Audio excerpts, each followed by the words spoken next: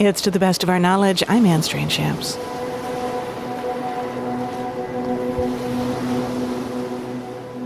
We're going to start today's show with a story that may sound familiar. A story about an oil pipeline on native land and a small tribe up against a major corporation.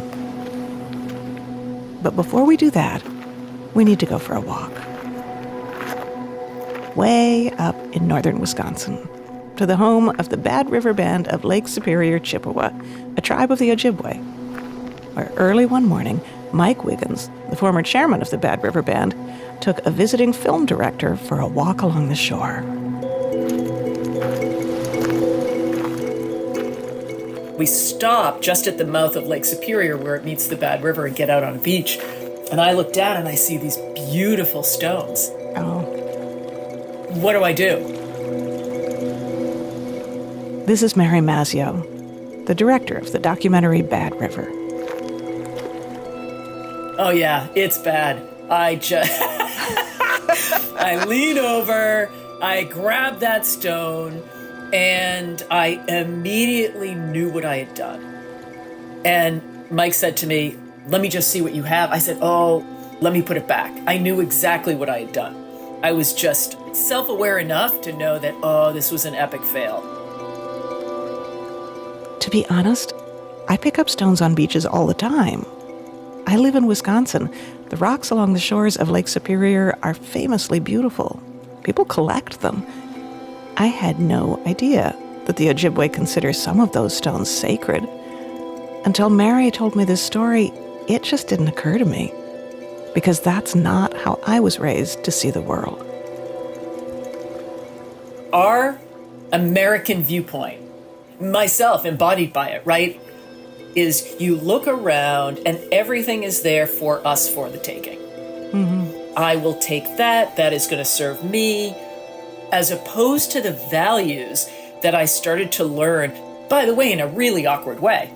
But the Ojibwe value system, which was long-term, group-oriented, and we are thinking of each other and not about ourselves. Our theme this hour is tribal sovereignty. But as we found again and again in producing this show, Native Americans and white people speak two fundamentally different languages when it comes to land rights. We have different ideas about how to treat land, how to live on and with it, and especially about whether land can even be owned. Land is something to benefit all of us. And of course, we have this private ownership imposed over us. But the Ojibwe, who have been here for thousands and thousands and thousands of years, never viewed land in that vein.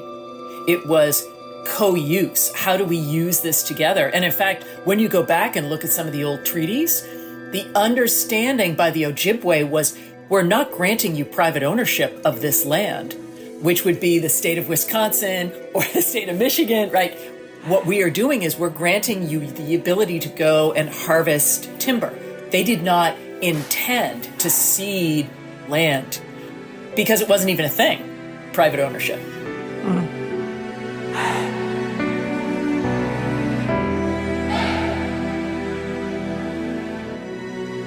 The tribe has experienced this for hundreds of years.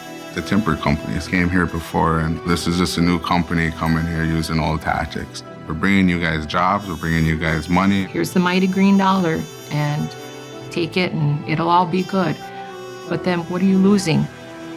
When there's a spill and there's no water to drink, can you drink your dollars that you get? I don't think so. We love our land more than we love the money. That's what I said. When you see money as more of a commodity and a necessity than your own water, rice, and land, then they did kill you.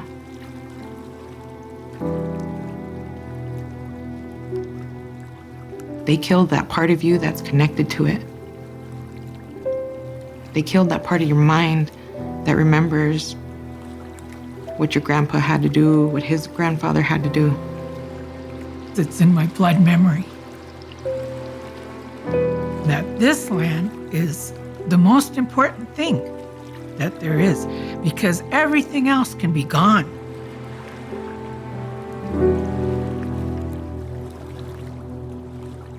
That's from Bad River, the documentary Mary Mazzio made about a small band of Lake Superior Chippewa and their legal battle to get rid of an oil pipeline called Line 5, built and owned by Enbridge, a Canadian energy company. Enbridge paid less than $4,000 for the right to install and operate a 12-mile pipeline over Bad River land without tribal consent. That happened in 1953. And the Bureau of Indian Affairs was effectively rubber stamping major swaths of native land for commercial exploitation. And for 40 years, Enbridge had a free ride to extraordinary profitability with almost no benefit to the band. How much was this pipeline worth?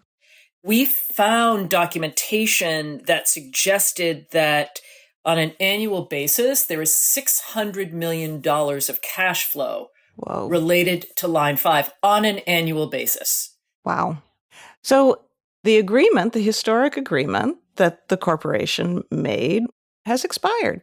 And the tribe decided, we do not want this pipeline on our land. Take it off. You're trespassing. That seems so cut and dried. It seems so clear legally. Why has this turned into a big battle?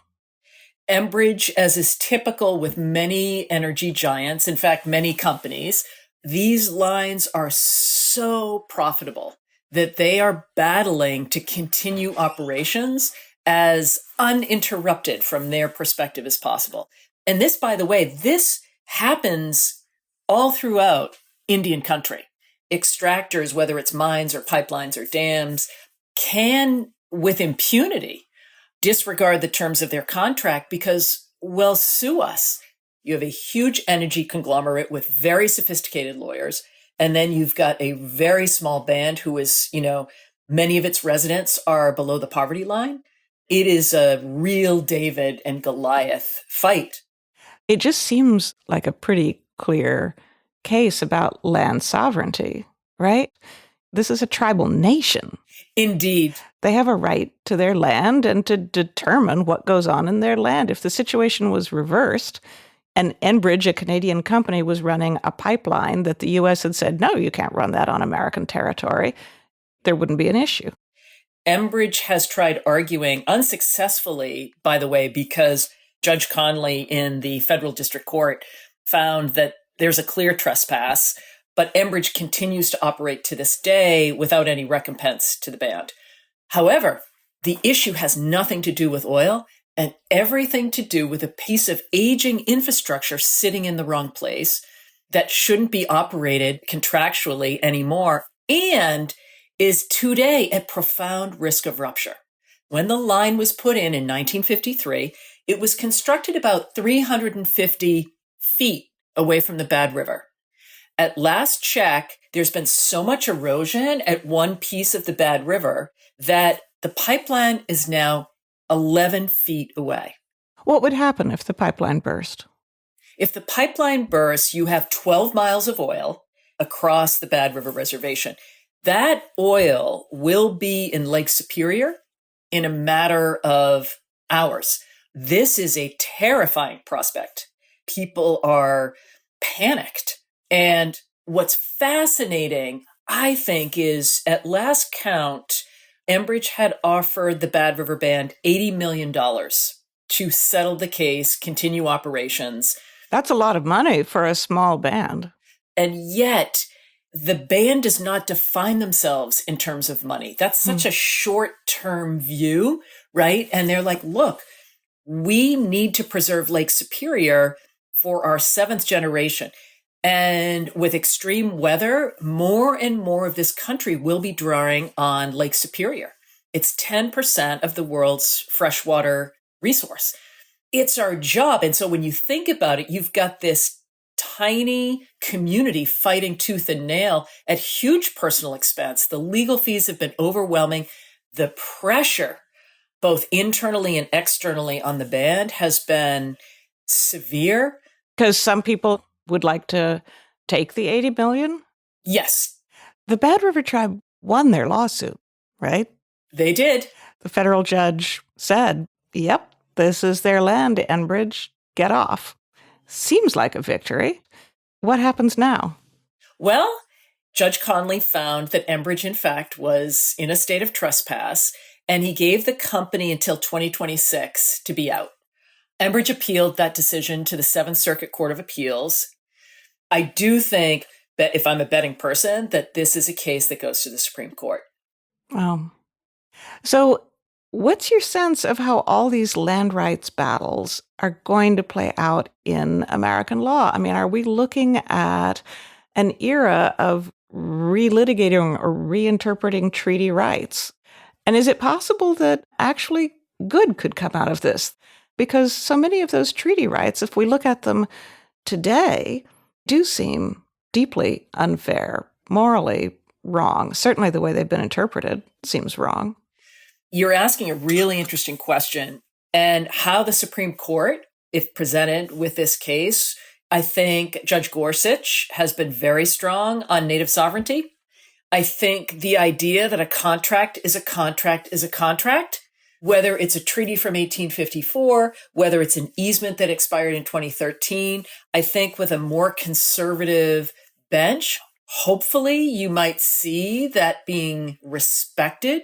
But I think, I can't even venture a prediction, quite honestly. I mean, Ruth Bader Ginsburg, in a case that came before her, basically stomped all over native sovereignty, saying, quote unquote, the embers of sovereignty have long since been extinguished, something like that. I'm a Kennedy Democrat. I'm from Massachusetts. I was horrified by the cavalier nature that sort of one of our more esteemed progressive jurists would take with respect to exactly what you're talking about, sovereignty and land rights.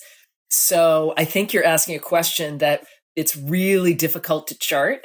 And we can only hope that with the next generation of young people that learn more about Native history and Native communities, understand that the race to protect land is the race to protect precious resources so that we can survive as a species. That's it, right? As opposed to the other side, which is, okay, how do we commercially exploit this for money? And it goes back to that divergent worldview that you talked about a few minutes ago, which is profound. My little tribe is standing up and saying, we're protecting the water, not just for us, we're protecting water for the planet. Not all of our decisions are based off of what's presented itself from an Enbridge lens, but it's more of a deeper, more thoughtful, future-based decision as a sovereign about what we'd like to have here for our people in the future. We have the right to say, look, at the leases expired, stop the flow, dig up the pipe, remediate the soil, and, don't let the doors hit you're behind on your way out. None of our old tribal councils gave away our sovereignty. None of them said, from this moment on, our tribe will exist and serve at the pleasure of the Enbridge pipe maintenance and operation. And yet, here we are years later, and the company won't move.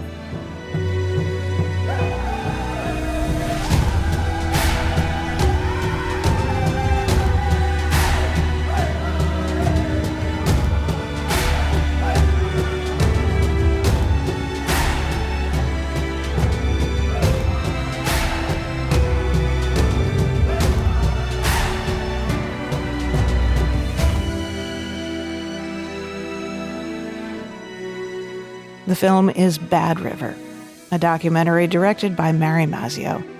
You can see the trailer and learn more about it on our website at ttbook.org. One of the narrators of Bad River is a young woman with a well-known face in the land rights movement and in the fashion industry.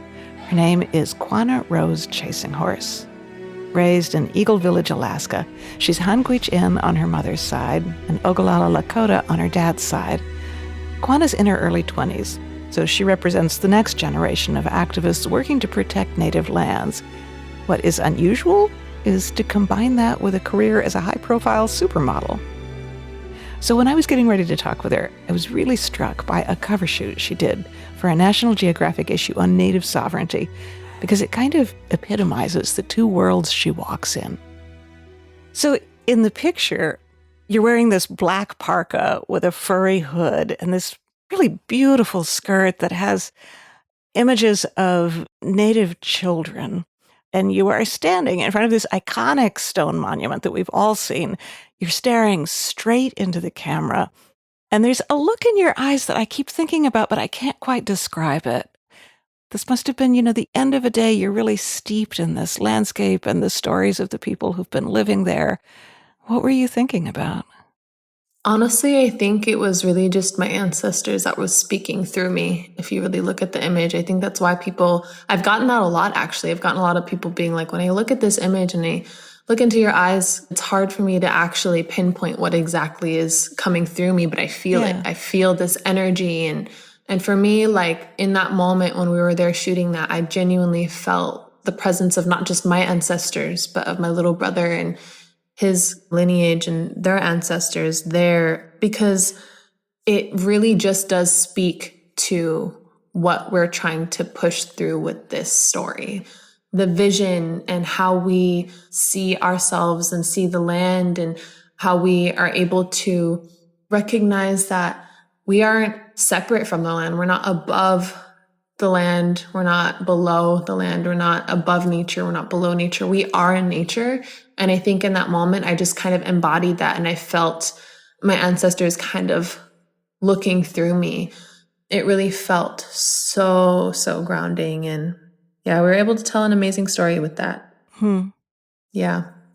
Will you tell me something about the place where you grew up in Alaska? Because you were lucky enough to grow up with this strong connection to indigenous lands and sacred places, and the way your mom raised you, from what I've read, in a traditional way.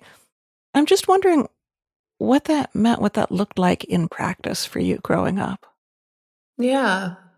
My mom, she raised me and my brothers as a single parent.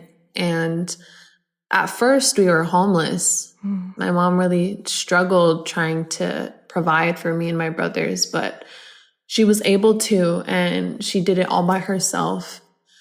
Being raised really close to the land, we lived out in the bush. We lived in a log cabin, and my mom had a dog team. Wow. I grew up dog mushing. I grew up hunting and fishing because we didn't really have the money to go to the store. The 1 or 2 stores that were like miles and miles away, yet they were the closest stores to us. They were pretty expensive just because it's hard to get food shipments all the way out there. What kind of hunting and fishing? Caribou hunting, moose hunting, fishing for salmon. You've hunted caribou and moose? Yeah. Wow. Yeah. I was really raised within our cultural, traditional way of life. I think my mom really made sure that me and my brothers had a healthy relationship with the land and the animals, because as a society, as a people, as humans, forget that we are a part of this life cycle, and that when you're living out in the bush of Alaska, it's survival. And it really was like that for me and my brothers. I mean, when my mom, there were nights we were afraid that she wasn't going to come home because she had a really dangerous job. And so me and my brothers, she taught us how to cook, how to clean, how to take care of each other. She always made sure that we had the skills to survive in this world, and not just in our traditional way of life and lands out in Alaska, but she made sure that we can also, I would say, like, show up and proceed and perform in today's society outside of the bush of Alaska in the city. So she really made sure that we had a balance and we understood both worlds. But yeah, walking 2 worlds, it can be tricky, but once you have a great community around you, it makes it a lot easier. Which, in my mind, it just brings me back to thinking about you as a fashion model, which in some ways seems so anomalous, given everything that we've been talking about, your deep connection to and love for the land, and then modeling. Yeah. Which feels, well, I guess rather than me saying anything, I should just ask, how do those connect for you? Do you see part of your mission as redefining beauty? Yes, I think one of the biggest things in fashion is redefining beauty in that way of breaking down those barriers. Because that's the biggest thing about fashion is a lot of people don't even realize that Native people were so fashionable. Every tribe had different regalia, had different hairstyles, had different ways that they would show up in different communities. Like in Alaska, the messengers, the people that were sent to go trade with other Native communities, they would stop about a mile before they reach the next village, and they'll dress up their dogs even. A lot of the dogs had outfits. The dogs were decked out in really nice, drenched in native drip. You know what I mean? Like they really wanted to show up and show out because we are proud of who we are and where we come from. We're proud of our beauty. And I think when we're able to reclaim that and show the world that we're not a monolith, that each tribe had their own sense of style, had their own sense of fashion, but also our languages are beautiful. Our songs are beautiful. The way that we communicate with each other, even if we don't understand each other, is beautiful. And because it's beautiful, we love it. Also, the traditional tattoos that you wear, I mean, that's a tradition that goes back generations and generations, hundreds of years, right? Yeah. Yeah, we've been doing this since time immemorial. I mean, our tattoos are one of the most sacred practices that we have, and that identifies who we are. Those kinds of traditions and teachings were stolen from us and erased. Genocidal tactics, it was to take everything that made us who we are away from us. And I think for over a century, no one in our tribe practiced tattooing for over a century. Wow. Me and my mom did a lot of research and talked with elders, and I was the first girl, the youngest, to get it that young. I got my first one when I was 14, and I've experienced a lot of discrimination and a lot of just ignorance around it. There's so many things that go into that, but in my modeling career, no one, not a single person is allowed to ask me to cover my tattoos. I remember one time the stylist, he worked with me on one of my first shoots. He was like not a fan of my markings. And he made it known, and it made me feel very weird about it. But I was like, whatever, he's obviously ignorant. He doesn't know anything about this. And then I saw him the next time, and I had added onto my markings. And he saw that I added to them, and he was like, did you add more? And I was like, yeah, I did. Don't add any more. He thought he had the authority to tell me, an Indigenous woman, to not get any more facial markings. And I definitely would say my traditional tattoos play a huge role in reclaiming of identity and showing up and being unapologetic and authentic in who I am and not compromising for anyone. Do not have any colonizer tell you that you can or cannot get something that is relating to you, your people, and your culture. Reclaim that power and don't let that affect you, because you're showing up authentic as who you are, and that's how it should be. It's powerful, and it shows young girls and the youth and future generations that we are beautiful, that these markings are beautiful, that we should celebrate them and celebrate each other when we receive them. It's a beautiful, beautiful practice, and it's such an honor and a blessing to be a part of that space when you're there witnessing someone getting their marking.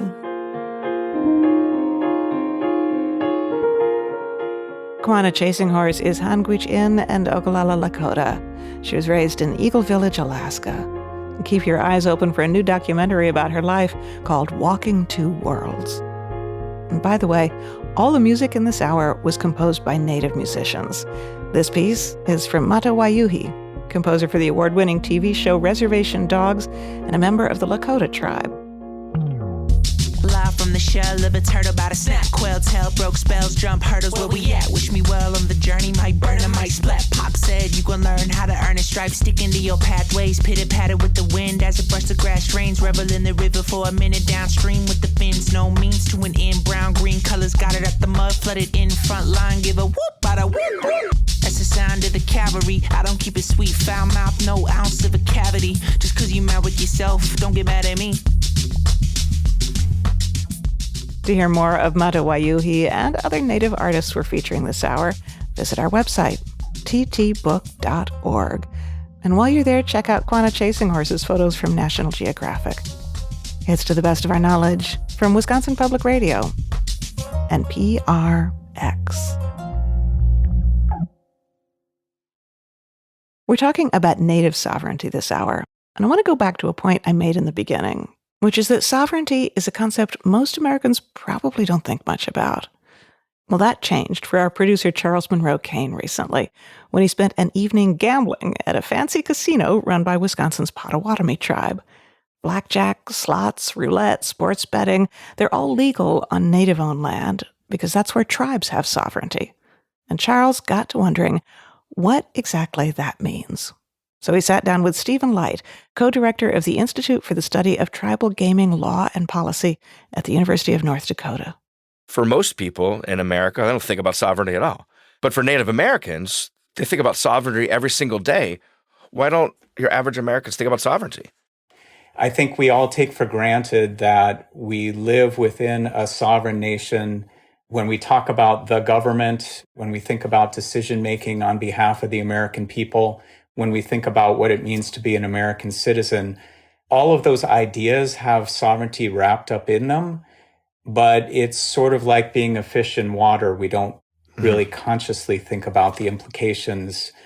On the other hand, for a lot of tribal citizens, because of history, because of current circumstances, because of connections to community and the reservation structure, sovereignty can be a much more present idea on a daily basis. If someone said to me, hey, are Native Americans sovereign? I will say, no, the U.S. government could take away their rights at any moment they want.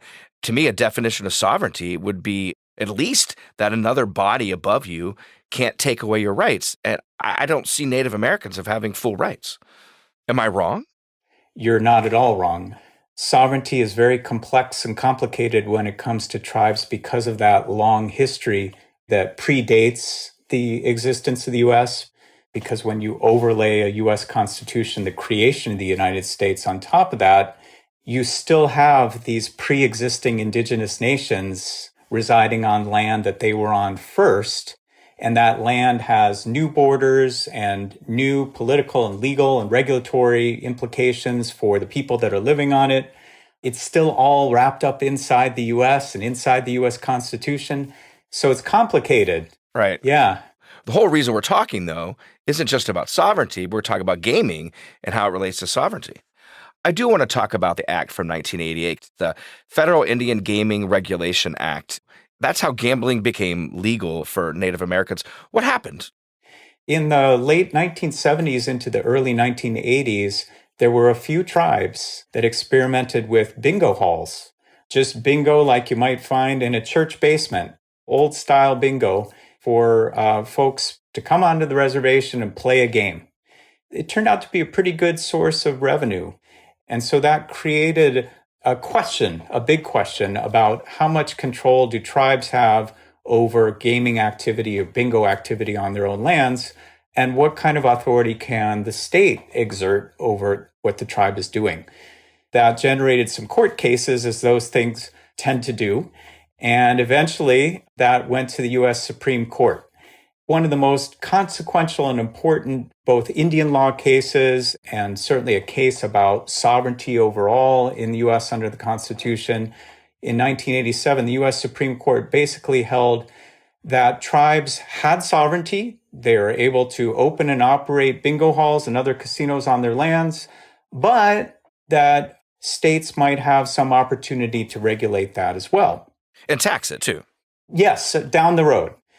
After that Supreme Court decision, the Congress passed a law called the Indian Gaming Regulatory Act of 1988, under which all of Indian gaming operates today. So in just 35 years, we have a tribal gaming industry that has grown exponentially. It's a pretty big deal today. Can you, in a nutshell, tell me about the Pequot Nation in Connecticut? If you asked a lot of Americans, their associations of casinos are to this tribe in Connecticut. The Pequots in Connecticut are a really interesting and foundational story in relation to tribal gaming. If you've been to the Foxwoods Casino Resort in Connecticut, you can see that this is truly a casino and a resort that's on the scope of anything that you would find in Las Vegas and throughout the world. The story of the Pequots is fascinating also because they're a relatively recently recognized tribe. They had only a few hundred members at the time. And one of the first economic ventures that they sought to launch was a tribal casino, which in the early 90s, this was a pretty new thing to do. They looked to financing wherever they could get it, and they happened to get it from a Malaysian billionaire. And so when they built Foxwoods, it was big, it was splashy, it looked like a world-class destination, it had concert venues, wonderful hotel, and new opportunities for people on the East Coast to come and play. And soon it was generating on the order of $1 billion. That's billion with a B a year. Wow. And so the Pequots also attracted a lot of attention at that time because most people didn't know or understand what is this new thing called tribal gaming. A lot of folks asked questions about what is tribal gaming? How do the Pequots get the right to open this? What does it mean for me? But I think they're asking other questions that aren't very awesome.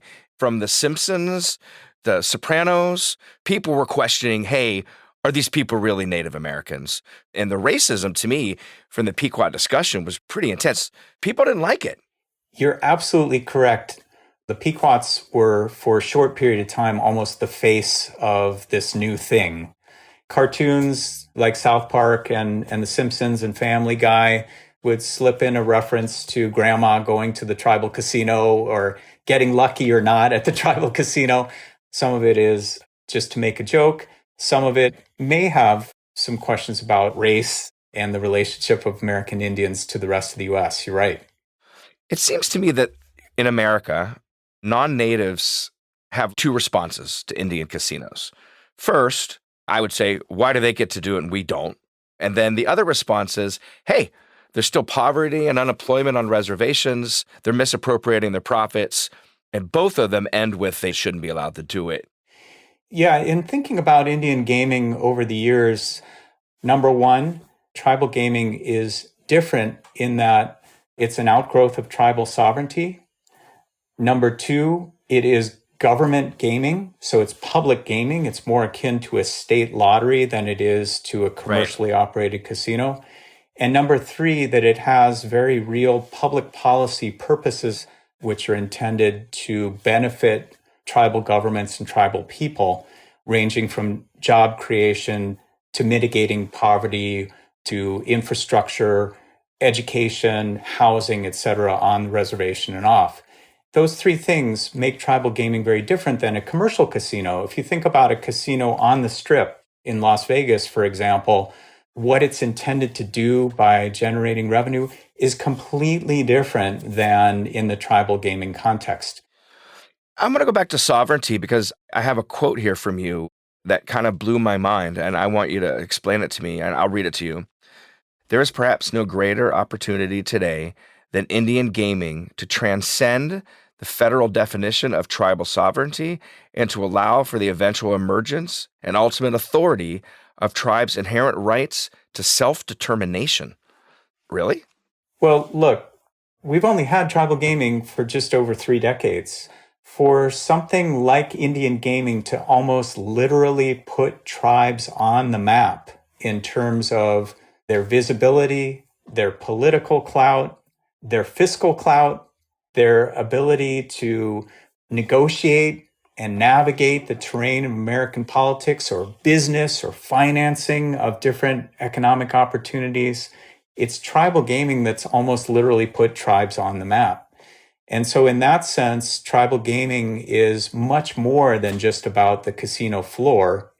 It's really about the authority and the jurisdiction and the power of tribes to flex their muscles in relation to all of these complex legal and political and cultural systems that they find themselves in throughout the U.S. One of the things that tribal casinos do is they really demonstrate to us that American Indians are here. They're in the 21st century. They're looking for the same kinds of opportunities that all Americans are. They share values that all Americans do. And so tribal gaming just helps to shine a spotlight on that.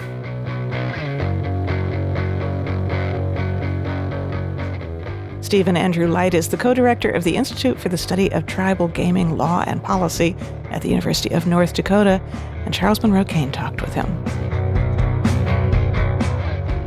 Coming up, a counter-narrative to Native American tragedy. That's not accurate. I don't love my reservation of Leech Lake Reservation in Minnesota. I don't love my home because of the poverty and the hopelessness and the squalor. I know you're listening.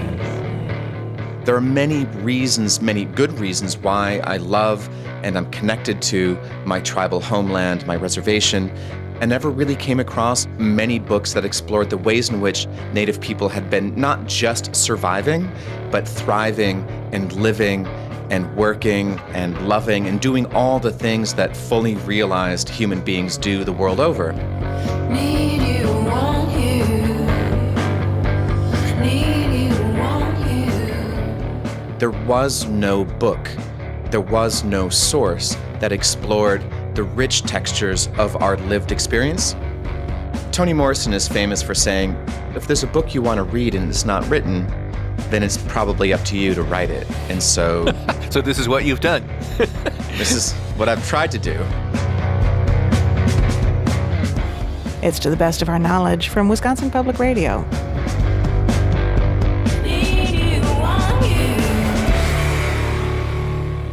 And PRX.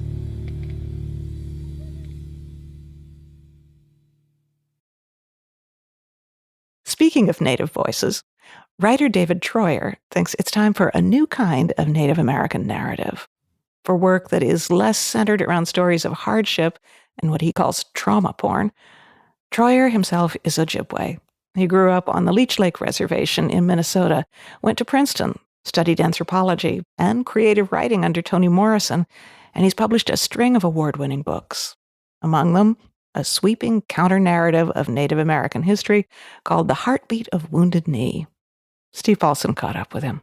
You are not disputing the horrors of what happened to American Indians over the centuries. In fact, you call it the apocalypse, but you're saying that's only one part of the story. Right. What I'm saying is that 1890, at the massacre at Wounded Knee, which for Dee Brown and so many others was the point at which Indian cultures and Indian tribes really ceased to exist as such, was not the end of anything. What I'm positing is that that was a very low point from which we have managed to work and create and claw and crawl to the present moment where we're doing amazing things. What are some pieces of this post-1890 history that we should know about that we tend not to hear?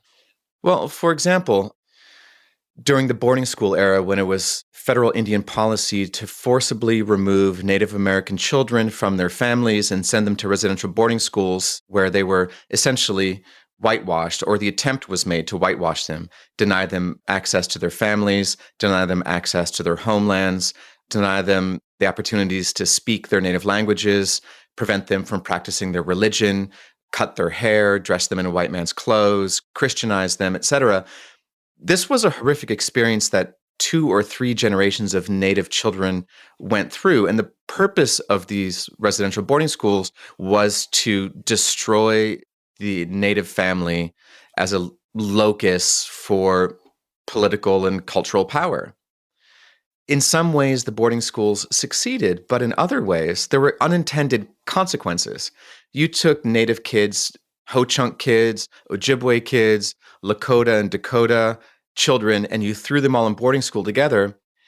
And during this assault on their personhood, they became friends with one another. They formed alliances, they made relationships, they got married, they had children, they formed connections.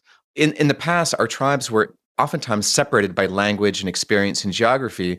But one of the unintended side effects of the residential boarding school system was that Native people from vastly different tribes came together, got to know one another, and then once they graduated, continued to work together in common cause. So there was an outgrowth of intertribal work. You're suggesting then that there was maybe almost more of a common sense of Native identity, whereas before it was sort of separated into distinct tribal identities. Exactly so. That's exactly right, Steve. It was really just, in so many ways, a painful experience, and that's what our reporting has often focused on, but it was a generative experience too. So that's one example of a thing that the government tried to do to us and partially succeeded, but we turned it into something else that worked in some ways to our benefit. Yeah. Now, you write about how the identity politics of being Native has changed tremendously since when you were a kid growing up on the reservation. And you talk about how it used to be that you were evaluated on how dark your skin was, or basically how much you had suffered to sort of be a, quote, real Indian. And now it is very different. You say there's a lot more diversity now. You're not sort of boxed into these particular tropes. What has changed? Yeah, so much has changed. I mean, when I was a kid and you'd meet Native people you didn't know, there was this weird coded kind of conversation that would ensue about where you're from and what your family's like. Then you'd start telling jokes and telling stories. And there was a way in which you tried to prove your bona fides by talking about how much drama there was in your family, or how hard things were, or how poor you might have been, or who might have gotten arrested, or the big mistakes you've made, or how drunk you got, or whether you were enrolled, or how dark you were. Those were the sort of ways in which Native people would figure out if the other Native people you were talking to were for real, quote unquote. That has kind of changed. We've begun to value other things than our suffering. The same games are played, but they're more along the lines of, do you speak your language? Do you go to ceremony? Do you harvest? Do you hunt? Do you trap? Do you pick wild rice? Do you tap trees, maple trees in the spring? Those kinds of things. I can't help but see all of this as a real positive change, that we're now sort of figuring out who's in and who's out based on how we practice our culture rather than how much we suffer. It's changed for a lot of reasons. It used to be 50 years ago that if you were a traditional Indian, you were seen by other Indians as backwards and as ignorant. But now, if you're a traditional Indian, you're seen as having something really valuable to contribute, not just to the tribe, but to our modern existence. That, coupled with the degree to which Native people are on social media, Native Twitter and Native Facebook and Native Instagram and all of that stuff, is huge. And for people who are poor and geographically scattered and lack access often to education and transportation and capital and things like that, connecting online has sort of enabled us to recognize one another and embrace one another in so many different ways. So, you can be like a Native American power lifter or fitness competitor, and you'll have all these strong connections with Native food harvesters in New Mexico. And there's all these different ways in which Native people of vastly different walks of life connect on social media. And in the boarding school days are building bridges and accepting one another and celebrating the diversity of Native life that is modern Native life. It's really exciting. It's fun. One other thing that's happened, especially in the last decade, is a certain resistance movement, particularly what happened at Standing Rock. These incredible protests, these people who gathered together in this one place to protest against this pipeline that was scheduled to go right through the reservation. Where does Standing Rock fit into modern Native identity? Even though Standing Rock didn't end in a victory for the protesters or for the Standing Rock reservation, it did have a lot of positive effects. We saw a lot of activism with the American Indian movement starting in the late 60s and through the first half of the 1970s, from 1970 to 75. And AIM had the effect of raising the visibility of Native people in the national consciousness to a large degree, and that was positive. But there were a lot of drawbacks to the American Indian movement, and there's a lot of damage that the movement itself did. A lot of misogyny, a lot of sexual violence was sort of associated with the movement or resulted because of the behavior of a lot of its leaders. It was a movement that was sort of vested in and committed to a path of violence, which isn't necessarily the wrong move. Sometimes violence is called for, have to say.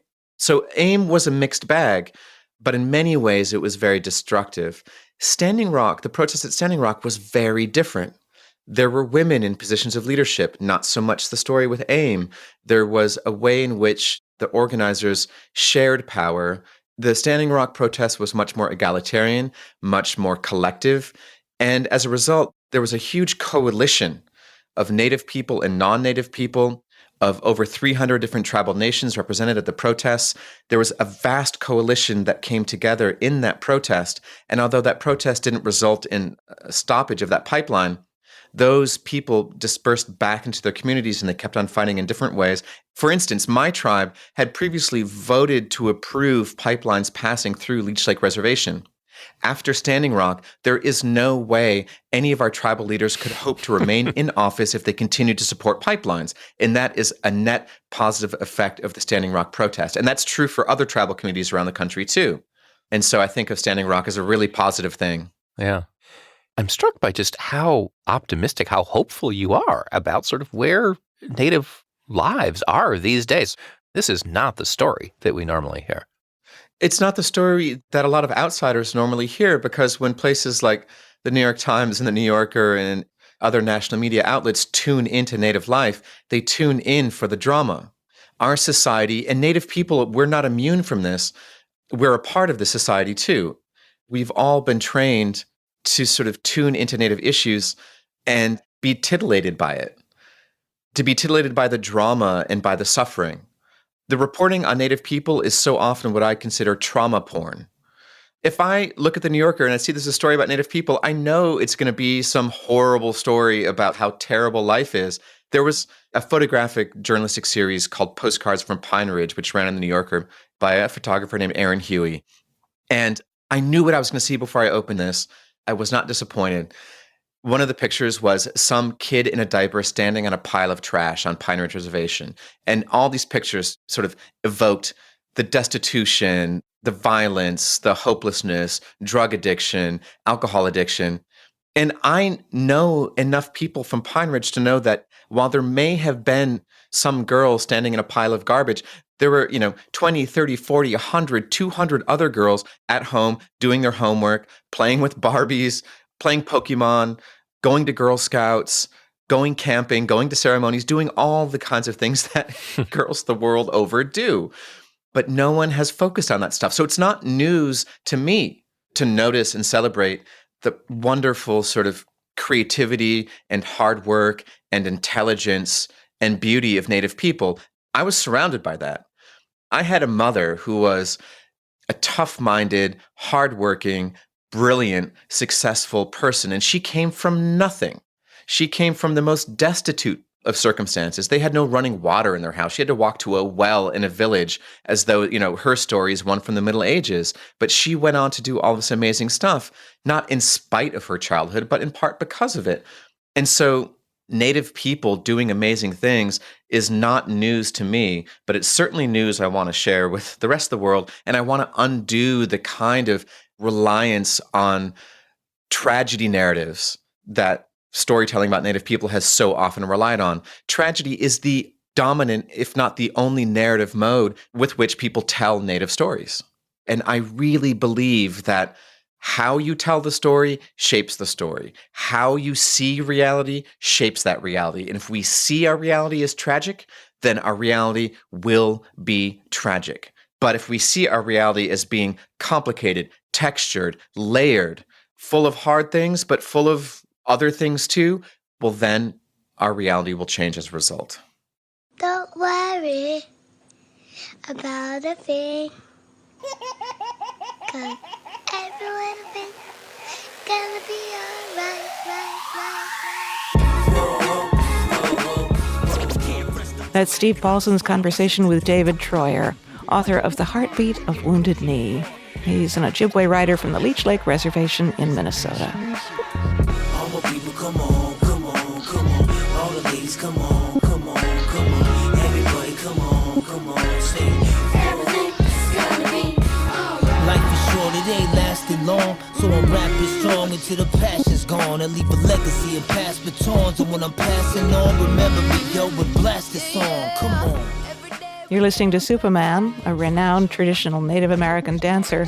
We're ending today's show on tribal sovereignty with his anthem called All Right.